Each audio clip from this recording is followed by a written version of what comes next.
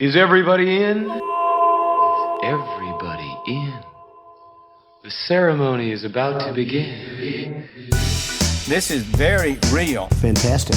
This drug is dangerous. Wrong. You cannot play with it. It's not funny. It's not something to laugh about. Good people don't smoke marijuana. Shut your little punk ass up. But the more you hate me, the more you will learn. Hey, you guys, welcome to another episode of the Autoflower podcast, where we chat with growers, breeders, and anyone relevant, really, to the Autoflower cannabis community. I'm Chad. I'm a fellow Autoflower home grower, and I just want to say thank you for taking the time to be here. I want to give a big shout out to the new Patreon supporters, Second Account and Auto Cannabis 78. Thank you both very much for your support. It's much appreciated. On this episode, we're going to be diving deep into the magic of mycorrhizal fungi. We're going to talk about what it is. We're going to talk about how you can use it. We're going to talk about what role it plays in our gardens and how it benefits our plants. I reached out to DYNOMYCO and asked them to come on and chat a little bit about mycorrhizal fungi. The reason being is because I really like their product, if I'm honest with you.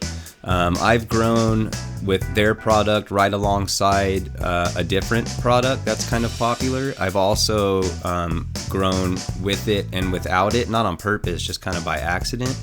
And I gotta be honest with you, I really do notice a difference in my plants, especially during the vegetative growth. They seem to really explode. And so I reached out, and Ari agreed to come on and chat with us a little bit about mycorrhizal fungi in general and about their product as well. If you end up wanting to get some of your own, I got a coupon code for you guys to use. It's just AF Podcast. You can use that to save yourself 10% on anything across the board, and you can use it on both Amazon and at their website at DYNOMYCO.com. They've got a few different size options available. Their smallest bag, it's 3.5 ounces. It's only $15, and it treats up to 20 plants. So it's not super expensive. You could use the coupon code and save a few bucks. I get the 12-ounce bag. I just actually bought a 12-ounce bag because it's more than triple the amount of product, but it's not even double the price. It's $28, and that's going to treat up to 70 plants. So that stuff's going to stretch out and last a really long time. It's got a really long shelf life. So anyways, so use the code AF Podcast at DYNOMYCO.com or on Amazon to save yourself 10%. And that code is good for all their products, including, they got some really cool shirts and hats and stuff too. So check it out when you get a chance. So let's go ahead and get into the world of mycorrhizal fungi. Please welcome Ari from DYNOMYCO. If you could just give us an introduction to yourself and an introduction to DYNOMYCO, that would be awesome. Absolutely. My name is Ari Singer. I've been with the company for almost 4 years. It'll be 4 years in January. So I joined in January of 2018. And my role is the sales director. I like to consider myself the chief spore spreader and Propagules around the globe. I basically travel around the shops, grow facilities, and everywhere I can, join podcasts and Instagram lives and all that stuff, and talk about our product and sell our product and promote it. And yeah, that's my main task in the world now, is to spread DYNOMYCO spores around the world. So, DYNOMYCO mycorrhizal inoculant. It's a beneficial fungus. It helps plants absorb nutrients and water a lot more efficiently. And it's a phenomenal product, which the first time I saw the results in person, I just said, I had this just like tunnel vision almost of like, I'm going to get every single grower in the world to use this product. Right. And that's been the goal ever since. That's awesome, man. So could you tell us, yeah, I've used your product. I think I had 2 of the smaller bags of it, and I've now gone through both of them. So I should have ordered more on Black Friday is what I should have done. But I've used your product. I know that Full Duplex, he's the one who turned me on to it. Dan, he uses your product. A lot of people are using DYNOMYCO and they're swearing by it. I watched an interview that you did with, was it Seattle Chronic Seeds? Seattle Chronic Seeds. Yeah. That was a great interview, having him talk about that. I would encourage everyone to go check that out as well. Could you give us a little bit of a background or an explanation of what mycorrhizal fungi is? Sure. So plants evolved. They came from the seas and the oceans and moved onto land, right? And when they moved from the aquatic area to land, they didn't have any root systems. So they relied on these fungi to absorb nutrients for them. And in return, they would exchange carbohydrates from photosynthesis. And it was such an efficient system that about 450 million years later, this symbiotic relationship is still going on. So the fungi, what they do is they penetrate into the cell roots, the cells of the roots of the plants.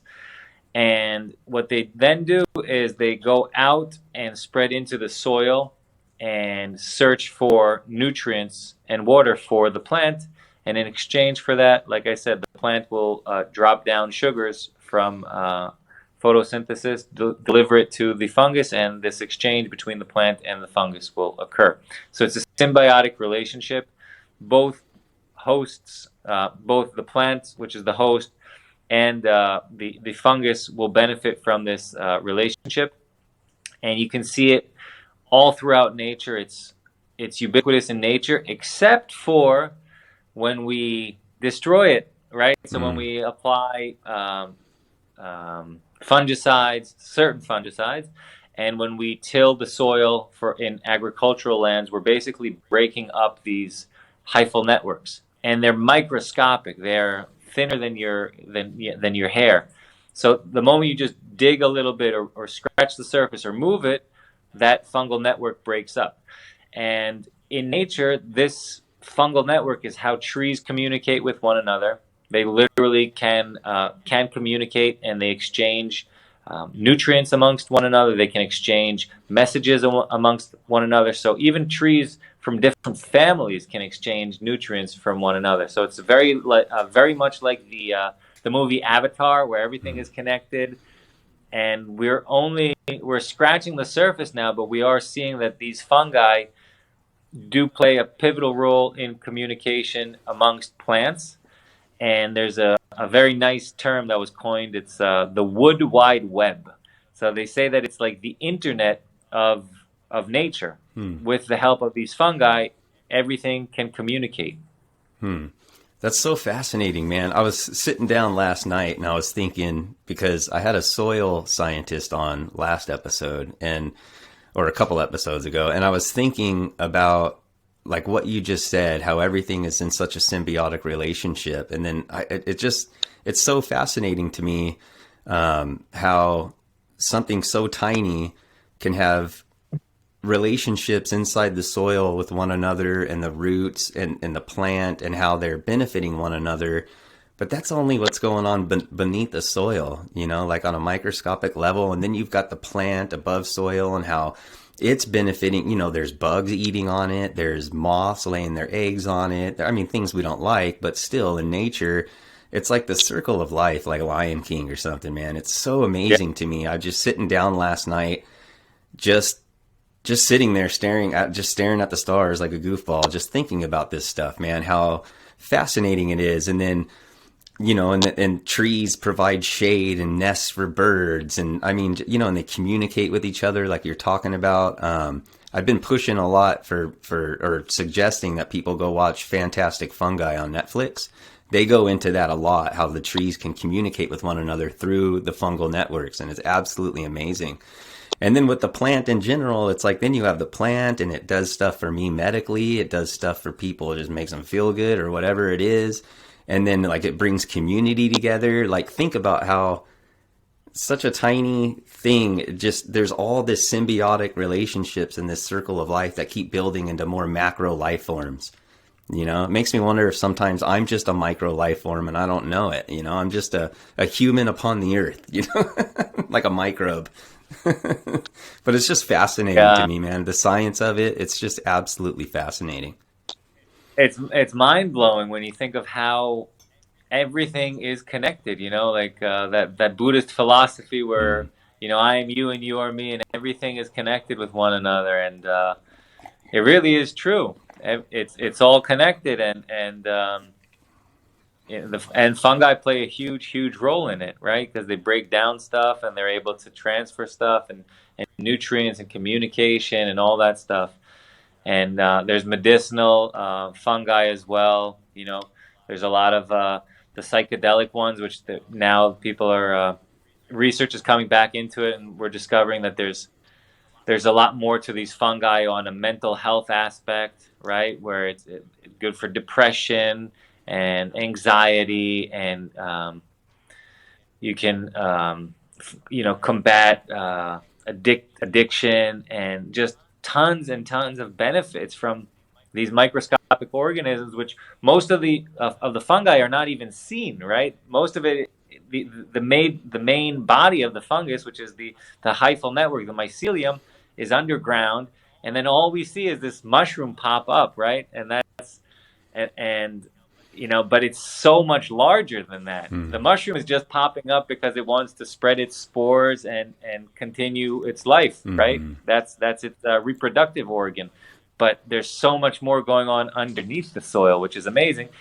And like I said, the moment you dig into that soil, or you till it, or you manipulate it some way, because they're so fine and so delicate, you break it up. So it's very, very hard to understand what is actually going on in the soil. They say they know more about what's going on in space than we do about what's going on inside the soil, which is pretty amazing. And the same thing with, you know, with the oceans also at such depths. They know more about what's going on in space than what's going on in here on Earth, which is wild. Yeah, I think that's why I'm so fascinated with it all. You know, even the ocean, like all of it. And Fantastic Fungi was an amazing movie, which it took them about 12 years of filming. Did it really? Before they... Wow. Yeah. And it was all... it was self-funded and crowd-funded and all that. And it really brought... I remember watching it in a movie theater, which was amazing. I never thought I'd watch a movie about fungi in a movie theater, right? And it brought fungi to the masses, which was really, really cool. And... Louis Schwartzberg, so kudos to him, and to Paul Stamets, who's a pioneer also. And I'm trying to think who else. Michael Pollan was in it, and there's a few other. There's a scientist, Susan, I think is her name. I can't remember her last name, but she's up in Canada, and she was the one who showed that, you know, trees communicate with one another with her research. So all these pioneers of, you know, fungal stewards, let's call them, are really bringing it to the masses and shedding light on a topic which, for the most part, has been very mycophobic, right? So there's been a lot of scare and people just been intimidation from fungi, especially also in a garden, for instance. If you tell them, yeah, we produce mycorrhizal fungi, and they're like, oh, no, we don't want fungi in our garden. It's bad. We don't want any fungus, right? But you know, there's good fungus, there's bad fungus, just like there's good bugs and bad bugs, right? So yes, good cops, bad, good politicians. You have to have the ink for everything. I guess. That's right. You know? That's right. Yeah, that's so fascinating, man. So what are I know when I Google like mycorrhizal fungi, typically I'll find like two different types. There's this endo and ecto, I think it is. Maybe you could elaborate a little bit on that, if I even got those right. So there's endomycorrhiza and ectomycorrhiza, and it's super important to understand the differences between the two. But there's also a few other ones, right? So there's ericoid mycorrhiza, there's orchid mycorrhiza, there's monotropid mycorrhiza. So there's several different mycorrhizal fungi out there. And the most common ones are the endomycorrhizal fungi and the ectomycorrhizal fungi. And orchid mycorrhiza, which you can obviously understand, it associates with orchids only. Ericoid mycorrhiza associate with ericaceous plants, with blueberries and cranberries and several other plants. Monotropid is a very, very small family of the mycorrhizal fungi, but I'll talk about the endos and the ectos, which are most common and most popular and are also found in most of the commercial products. So ectomycorrhizal fungi associate with trees, hardwoods, conifers, and most often they also form fruiting bodies. So whenever you're out, foraging for mushrooms or just walking in the forest and you see mushrooms pop up, next to trees, a lot of times those are ectomycorrhizal fungi. They produce fruiting bodies, Amanita muscaria, so the fly agaric, that beautiful red mushroom with the white dots from, the classic, everybody knows that mushroom. And then the other day I was walking in the forest and I found Amanita phalloides, which is it's known as the death cap. It's the most poisonous mushroom in the world. And that's also an ectomycorrhizal fungus, which associates with oaks. You can usually find it around oak trees, and if you eat it, it'll be the last mushroom you ever eat. So is that right? You gotta, yeah. It's you might have to eat. I mean, you could survive, but you'll need a new liver. Oh, man. So it's a very, very agonizing and slow death from what they say. But so it's important to understand that the ectomycorrhizal fungi will associate with trees and hardwoods.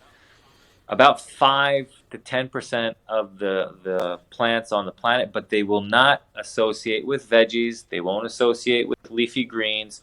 They won't associate with herbs, and they won't associate with what we're talking about, which is cannabis, right? So ectomycorrhizal fungi will not do anything for your cannabis plants.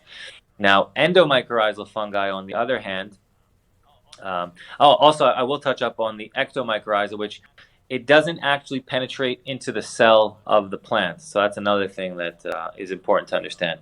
So it will go around it and in it and through it, but it won't penetrate into the actual cells, and there won't be that exchange with the plant. But endomycorrhizal fungi will penetrate into the cell of the plant, and they associate with about 85 to 90% of all plants on the planet, including cannabis plants. And they don't have any fruiting bodies. Okay, so all the spores, you can't collect them from a mushroom, right? You have to get them. You have to extract them from the soil if you want to produce them, which is how we produce our fungi. There's another way of producing it also, which we can get into later.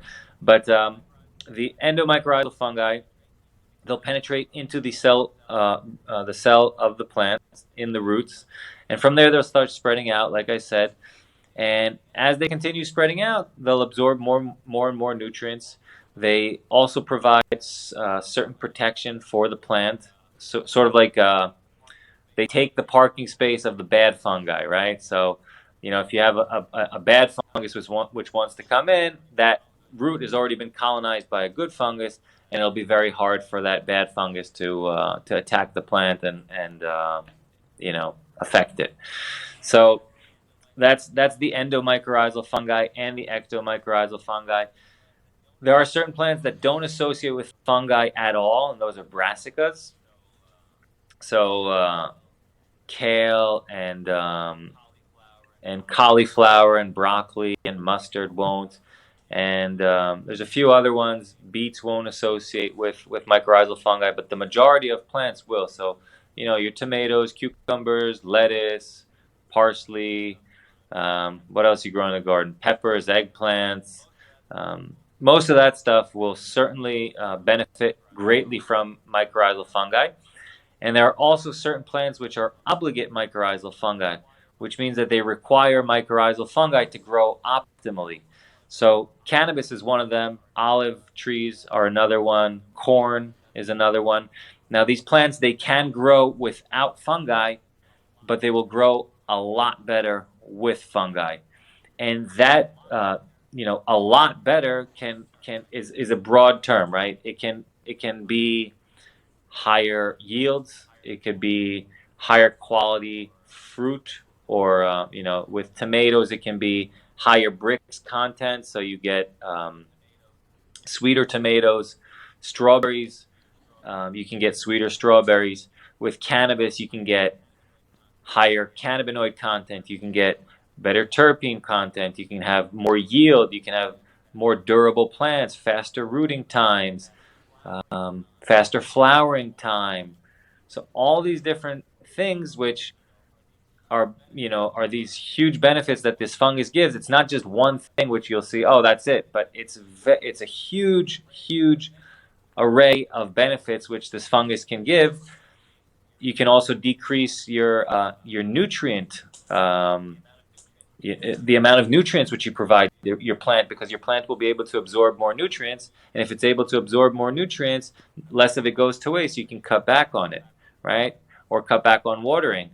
So there's a ton of benefits that you can get from these fungi, and not just it's not just one thing, which is very, very special for such a microscopic. You touched on something that got my mind thinking, talking about how the mycorrhizal fungi will essentially protect your plant from the bad fungi coming in. So is there a benefit then? Like if you're growing in, let's say you're growing in cocoa and you're feeding a bottled synthetic nutrient, would you still suggest using the DYNOMYCO? And the reason I ask that is because of what you just said, how it will protect your plant from bad fungus. That in and of itself right there is a great tool to have in your shed. So most of the commercial growers nowadays grow in cocoa, right? There's less, it's easier to transport the cocoa. You don't have to deal with all tons and tons and totes of soil and all that stuff. You can get those in, those bricks which just inflate up and open tops, and you're good to go. But there's huge benefits in cocoa because you're getting a substrate which has nothing in it, right? It's just cocoa husks. And the poorer the quality of your growing media, the more inert your growing media is, the more benefits we are seeing with the mycorrhizal fungi, right? So let's say you're in a 5-star hotel and you can, let's say that super soil, that 100% organic super soil, it's got everything. It's been tended to for 20, 30 years already, let's just say, right? What benefit can you possibly give it, right? It's already got everything it needs in that soil. It's got the microorganisms are there. It's got all the beneficial insects, and it's living, right? So like that's the 5-star hotel. There's nothing you're gonna. It's not gonna need anything, right? Nothing's gonna really affect it too much. But if then you take a plant and try planting it in a desert or in a very arid climate and poor soil, that fungus is going to have a huge impact. It's going to be like the 1-star hotel where you ask the plant, what do you need in this 1-star hotel? Oh, well, I need a TV. I need clean sheets. I need, all these different stuff. It's going to need a lot more help in order to get comfortable, so to speak. So same thing with cocoa. Cocoa does not have anything in it pretty much to begin with. And what we're seeing is that there's huge benefits in cocoa, and you can check out our Instagram. There's tons of videos from different facilities that are growing in cocoa. And the differences in plant height and yield at the end of the day is staggering. So huge benefits in cocoa. Absolutely. Yeah, so let's tone it in then, like to cannabis specific. Now that we kind of covered like a general idea of how it affects different plants and what plants it doesn't. So in a cannabis garden, obviously, if you're growing in soil or a peat moss soil, if you're in cocoa, either way, like it's a beneficial product to use, correct? So whatever your growing medium is, it's beneficial. Would you agree with that? Yeah, absolutely. Yeah. Well, Unless it. end of the day, what gardeners are trying to do is imitate nature as much as they can, right? Mm-hmm. So if you're trying to go and imitate it as much as you can, you get a light that's trying as much as it can to imitate the sun. Why not get everything in that soil to try and imitate what's actually going on in nature, right? In nature, evolved 450 million years of evolution. You'd think it figured it out, right?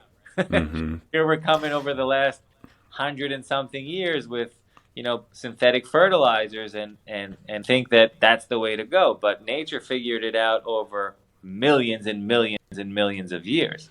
So that's, in my opinion, that's what everybody's trying to do, is trying to imitate nature as much as they can, and the fungi are a huge part of it because, like I said, there's obligate microtrophs. If they're not there, they won't perform. The plant won't perform as well as it possibly can. If your plant is not eating, everything that it can, if you have a little boy that's not eating everything everything he needs, he's not going to be healthy. That's the same exact thing with these plants, right? So the more beneficial stuff you give it, and it's not just fungi, it's also the bacteria, humic and fulvic acids, all that different stuff, all that biology which you can bring back into your tent or your garden. It's critical. So that's where I come from. That's my opinion. And the fungi also help with beneficial bacteria as well. So it's not just not just with the plant, but if you're using a bacterial inoculant, that bacteria is now going to take advantage of the hyphal network, and it's going to be able to move around a lot more efficiently. There's a really cool video you can check out on YouTube if you just type in bacteria on hyphal network. Mm-hmm. And you can see it's in a petri dish, but you can see the nutrients moving through the fungus, and then you can see the bacteria just moving super, super quickly all up and down and around the hyphal network. So it's totally fascinating, and so it's beneficial for pretty much everything in your grow, and it's like it's the foundation for a healthy, thriving rhizosphere. That it almost sounds like a superhighway, the way that you're describing it. So a couple episodes ago, I chatted with a soil scientist, and we were chatting about a lot of this. Actually, we chatted about DYNOMYCO because she started to mention mycorrhizal fungi. I had asked her if she had heard of your product. She had. She doesn't grow cannabis, but she's heard of your product. She's seen it on the internet. She's actually talking about getting some and doing a video on it and stuff. But it seems like the way you're describing it is like this total superhighway. And she was chatting about how microorganisms, like certain bacteria and stuff, it'll receive a signal from the plant, like an exudate that it sends out, and then it will, like certain bacteria will respond to that to meet that need. So is this fungal superhighway, is that just a kind of a like a fast track for them to be able to go back and forth to provide these nutrients, or am I understanding it wrong? No, that is true. They certainly can do that. Yeah, and also there's exudates that the plant puts out in order to attract the fungus to inoculate it also, because the fungus has to literally, impregnate it, penetrate into the plant, which is super interesting because the plant literally lets down its guard in order for this fungus to enter into its cells, which is just mind-boggling. How it's like you communicating with another animal and talking the same language, right? Like you talking to your dog and you understand completely what your dog is saying, right? Mm-hmm. Bizarre, but they're able to do it, and the bacteria use this hyphal network to provide the plant with whatever it needs a lot more efficiently, move around a lot more efficiently also, yeah. Okay. How are you guys getting this mycorrhizal fungi? You guys get your fungi from harsh desert in Israel. So, right. And I know that like that might be one of the reasons why it stands above other products. So I'm trying to kind of get into that. Great question. Not to tell you what to talk about, but I mean, I understood what you were referring to. So, about 33 years ago, a soil scientist was doing his PhD on mycorrhizal fungi and learned about the interaction and the importance of mycorrhizal fungi. And he wanted to better understand this plant-fungus interaction and how fungi can benefit the plants. So he bought all the commercial products which were available at the time and saw zero benefit from the products. Nothing that he received had anything in the bag or in the product in it, and so he basically decided to set out and find these mycorrhizal fungi and see if he could produce them in order to do these trials and tests and research. And in Israel, we have the Dead Sea, which borders between Israel and Jordan, the saltiest body of water in the world. It's 33% salt. So it's an amazing place. You can float in it. And when you go in, you can sit and read a book. I could have done the live video with you at the Dead Sea floating. It would have been pretty cool. But anyway, it's been shrinking for millions and millions of years, and that salt content gets more and more concentrated. But as it goes down, that land is still salty, right? So he was able to isolate strains from that region, which, like I said, is the saltiest place in the world. And plants are able to live in this harsh environment. So it's also super hot during the day, cold at night, super salty, and not a lot of water. And yet there are plants that can live in that condition. So he was able to isolate these fungi, figured out a way to grow them in the lab, right? Not necessarily in a lab, but in a greenhouse setting, and from there to extract these fungi and to reapply the fungi after extraction into new plants and to see what benefits they provide to these plants. So when you have a mycorrhizal inoculant, either you have this super strain of fungi, which is what we have in our product, or you have multiple strains of fungi and you hope that something will connect. So we have a super strain and we have multiple strains as well inside our product. So it's like this combination of several strains, just very, very vigorous strains of fungi that are able to colonize roots very, very quickly and efficiently.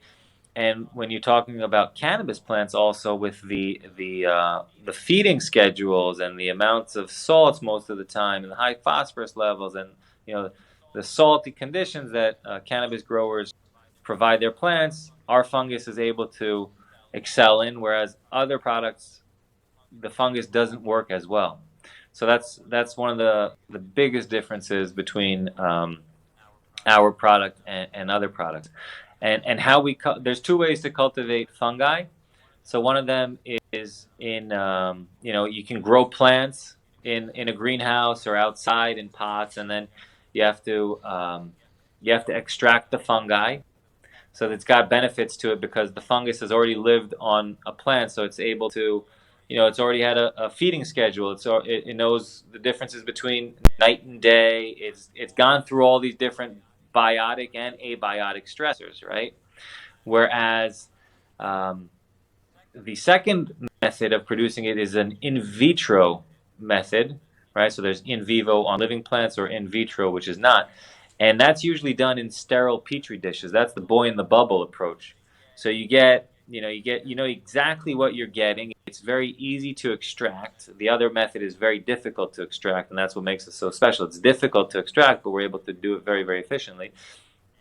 And so with this boy in the bubble approach, the moment the fungus goes out into the real world, it might take a little while before it gets adapted because it's always in the same sterile conditions. It's never experienced temperature fluctuations. It's never experienced watering schedules. It's never experienced fertilizer schedules. It's never experienced living on a host plant, and it's never experienced living in soil or in cocoa or in all these different environments, right?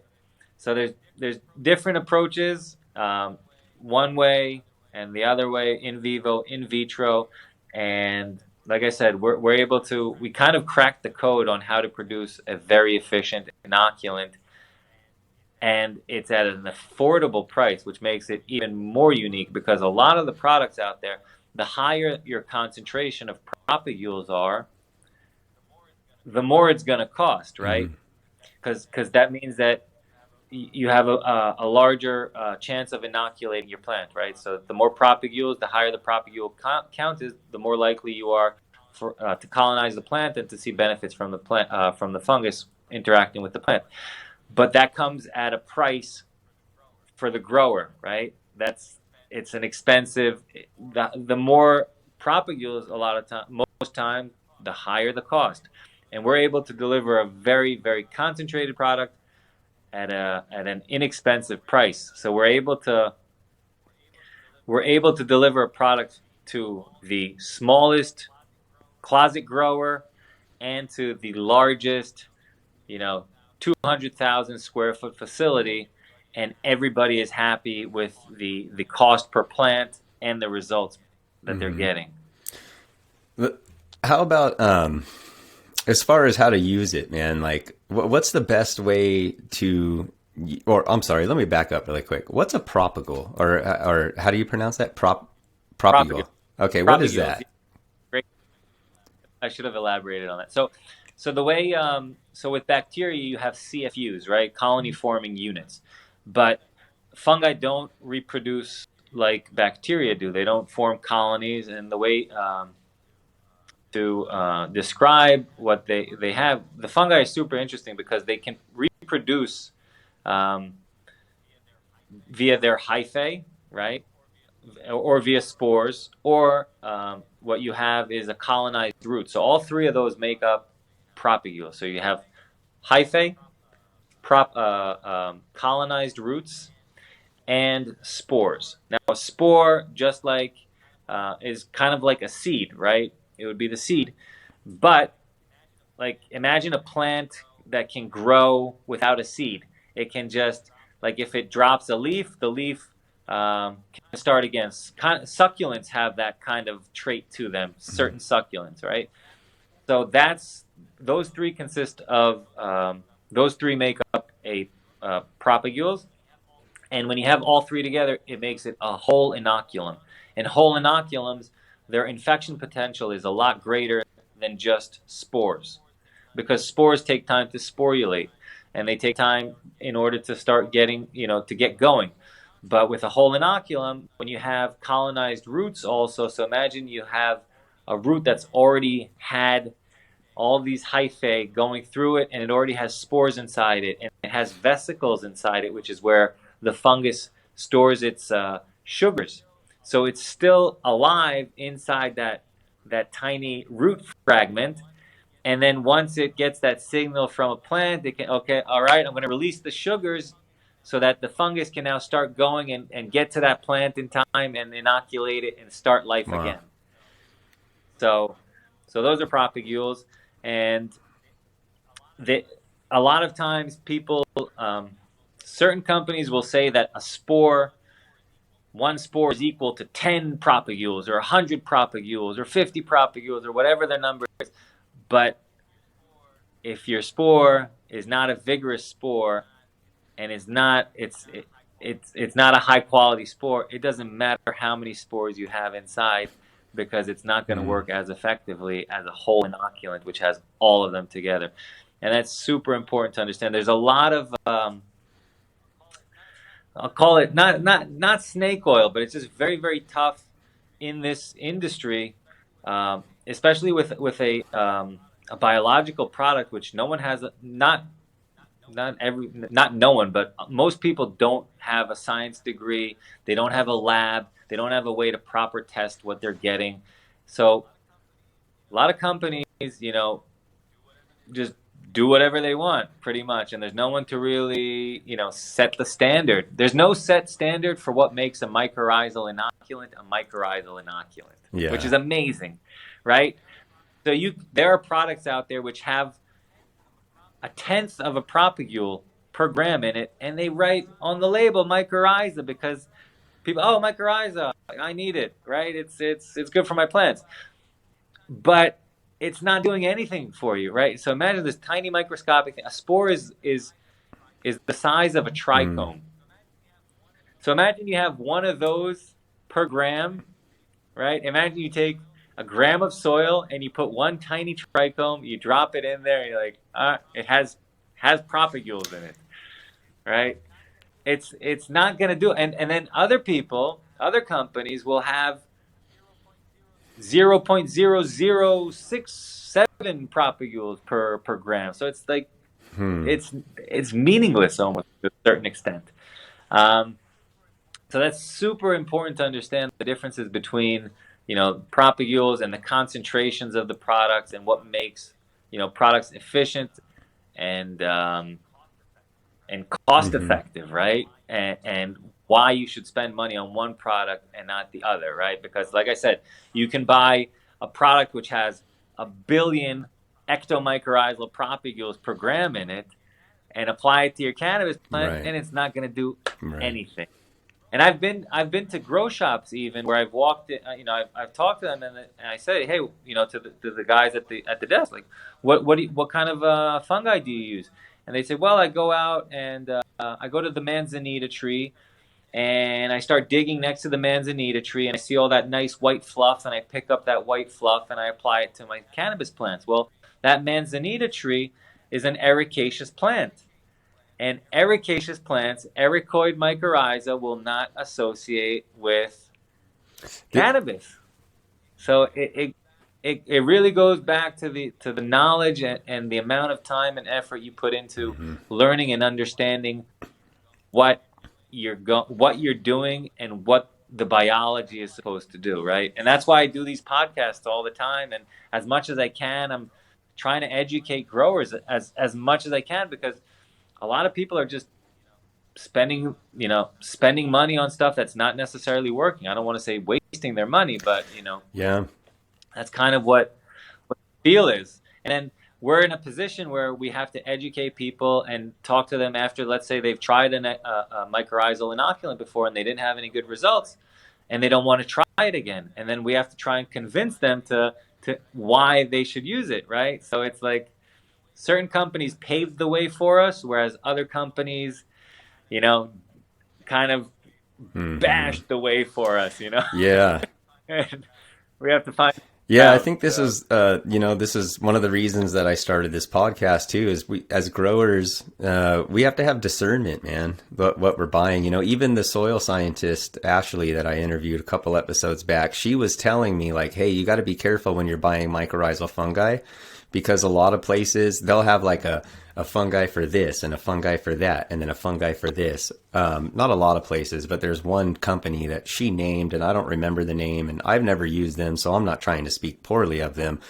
But she was telling me that when she did some research, they're just all the same thing across the board and they're just labeled differently, as maybe as a selling technique, I'm not sure.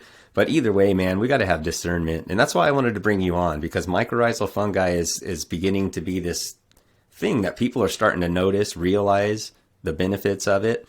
And so that's open game for people to go out and just starting, just random businesses making it and stuff. And you could have some guy like me who's just, pulling leaf mold off of some leaves or something, you know what I mean? And where you guys are having like, this 900 propagules per gram and, it's harvested from like the Dead Sea and it's really proven to be hardy, and that's really the reason I wanted to bring you on, is just to chat about all this like we're doing, because I hate when people are led astray, whether it be with overly priced seeds that don't sprout, or, whether it be soil that's just crappy and you're paying $25 for 2 cubic feet, or, whatever it be, man. There's so much out there, especially like with like CBD and stuff. It's just like there's so much out there, like snake oil, like you were talking about. So it's, in my opinion, it's so important for us to make sure that we are practicing discernment when it comes to the products we're buying and what they are that we're putting into our soil and into our plants. You know what I mean?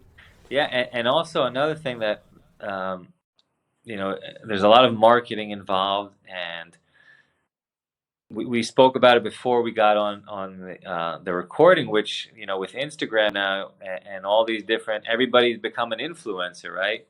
You don't really know who's using what and if it's actually doing the benefits that it's claiming to do. And people can pay other people to say that they're using their product. And we have never bought a single follower on Instagram. We have never bought a single like on Instagram. None of that. Like, that's something that, we've refused to do since day one. It's been organic from day one when I opened up the Instagram, and I've taken it from it's gone from 0 to now we're at almost 15,500 followers, and that's nothing bought. We've sent out samples when we started out, just to gain traction. We don't send out free samples anymore, really, but and we've never paid anybody to try the products or to promote it. And like, we have people reaching out, hey, let's collaborate, send me free stuff and I'll send you photos. I'm like, we have almost 15,000 of these people who bought the product and upload photos.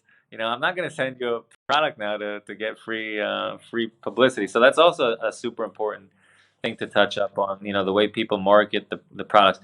Also, another thing is that there aren't a lot of companies that produce mycorrhizal fungi.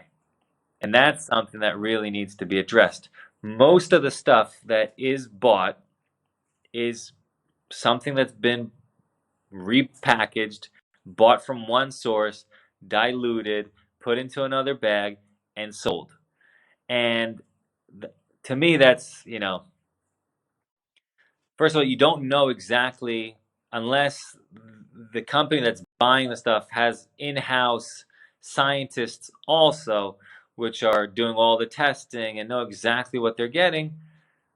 They don't really know what they're actually getting or what they're doing, right? Because a lot of times they're going to buy in bulk and then dilute it and put it in their product and just repackage, rebrand it, and send it off. But there are not a lot of companies that produce it themselves in the world. Literally, it's a lot harder to produce mycorrhizal fungi than any of the other inoculants out there. Bacteria, you can make your compost tea, you can brew tea, and you'll get billions and billions of bacteria. Doesn't work that way with mycorrhizal fungi. You need plants. You either need petri dishes, right? Thousands of them with sterilized conditions and a huge lab and know exactly how to extract them, or you need thousands of plants. You need to grow these plants and then harvest it in such an efficient way and a clean way, and most companies don't have that capability, and that's why it's almost all bought from the same source and just repackaged and rebranded and sold as another product. So that's also super important to touch up on. Well, I hope you enjoyed that conversation and you're walking away with some knowledge, maybe a few truth nuggets about the benefits of mycorrhizal fungi. Don't forget to use the code AFPodcast to save 10% on all their products on their website or on Amazon. Links to everything are in the show notes. Go show DYNOMYCO and Ari some love and thank them for giving us their time to explain some of this stuff to us. Thank you guys so much for listening. Much love to you all and happy growing. See ya. Nicotine, alcohol, good drugs. coincidentally tax drugs. Ooh, how does this fucking work? The dried leaves and berries are ground up and made into cigarettes by a simple hand machine. The deadly narcotic is thus quickly and easily prepared for its market. The sale of marijuana is even more difficult to detect and halt than the traffic in drugs such as opium, morphine, and heroin.